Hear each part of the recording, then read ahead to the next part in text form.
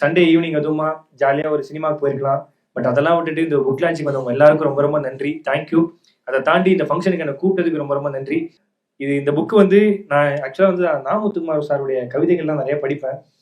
அந்த புத்தகம் மட்டும் தான் நான் அடிக்கடி என்கிட்ட இருக்கிறதுனால ஒவ்வொரு இதாக வாசிப்பேன். ஸோ அந்த இதெல்லாம் நான் நிறைய பார்ப்பேன். ஸோ அந்த புக்கு படிச்சதுக்கு அப்புறம் தான் எனக்கே புக்கு படிக்கணும்னு ஆசை வந்துச்சு. சமீபத்தில் தான் அந்த புக்கு எடுத்து படிக்க ஆரம்பித்தேன். எனக்கு ரொம்ப நாமுத்துக்குமார் சார் ரொம்ப பிடிக்கும். ஸோ இந்த புக்கை பார்த்தோன்னு நான் அதான் மேடம் புக்கு நான் எடுத்துக்கவா, நான் படிக்கணும் போல ஆசையாக இருக்குன்னு கேட்டேன். கண்டிப்பாக நான் அந்த புக்கை படிப்பேன் மேடம். முதல்ல நான் படிக்கிற இங்கிலீஷ் புக் இதுவாக தான் இருக்கும்னு நினைக்கிறேன். ஸ்கூல் படிக்கும்போது படிச்சிருக்கிறேன். ஸோ இந்த புக்கு வந்து ஏன்னா எப்பயுமே வந்து இங்கிலீஷ் புக்கு வந்து ரொம்ப ரேட் அதிகம் அப்படின்னு சொல்லுவாங்க.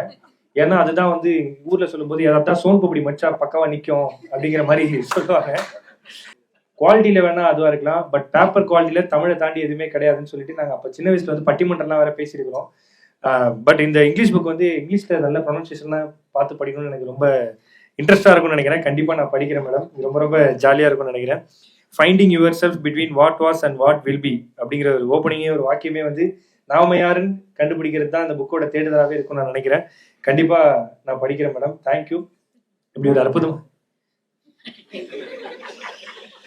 ஏன்னா 4 பேர் 4 விதமா பேசுவாங்கன்னு நினைக்கிறேன். நீங்க 4 பேர் நீங்க தான் நினைக்கிறேன்.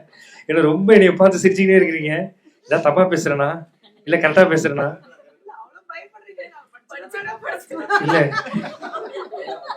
சீரியஸா எனக்கு அதாவது அதான் எப்படி சொல்றது, 8th ஸ்டாண்டர்ட் ஆனுவல் எக்ஸாமுக்கு படிக்கிற மாதிரி தான் இருக்குன்னு நினைக்கிறேன். இல்லைன்னா சயின்ஸுக்கு படிக்கலாம் அடிச்சிருவேன், அந்த மாதிரி தான் இருக்குங்க. பட் நான் தமிழ் புக் தான் மேடம் படிப்பேன். முதல் முறையாக ஒரு இங்கிலீஷ் புக் நீங்க எழுதுறதுனால நான் கண்டிப்பாக படிக்கிறேன் மேடம். நிச்சயமா படிச்சுட்டு நான் அந்த 78வது பக்கத்தில் என்ன இருக்குன்னு நான் காலையில் 7 மணிக்கு ஃபோன் பண்ணி சொல்றேன் மேடம். ரொம்ப நன்றி, தேங்க்யூ. இப்படி அற்புதமா இல்லை 78வது பக்கம் எனக்கு நம்பர் ராசியான நம்பர் சார் 78. சீரியஸா, ஏன்னா 8th ஸ்டாண்டர்ட் படிக்கும்போது எனக்கு டோட்டல் மார்க் 78 தான் வந்துச்சு. ஸோ அதனால அந்த 78 என்னால் மறக்கவே முடியாது சார். 78 வந்து ஒரு அற்புதமான ஒரு நம்பர். அந்த நம்பர் வந்து எனக்கு ரொம்ப பிடிக்கும். ஸோ நான் கண்டிப்பாக படிக்கிறேன் சார். ஏன்னா இதில் வந்து எப்பயுமே ஓப்பனிங்கில் வந்து அந்த சினாப்சிஸ் வந்து கொடுத்துருப்பாங்க. ஸோ புக்கு படிக்கும்போது எங்கள் லைப்ரரி சார் சொல்லுவார், எப்பயுமே வந்து கிளாஸில் போர் அடிச்சதுன்னா லைப்ரரியில் போய் படிக்க போகிறோம்னு சொல்லி நாங்கள் தூங்குவோம் போயிட்டு லைப்ரரியில். அப்போ புக்கு அங்கே வந்து நாங்கள் அவ்வளோ படிக்க மாட்டோம்.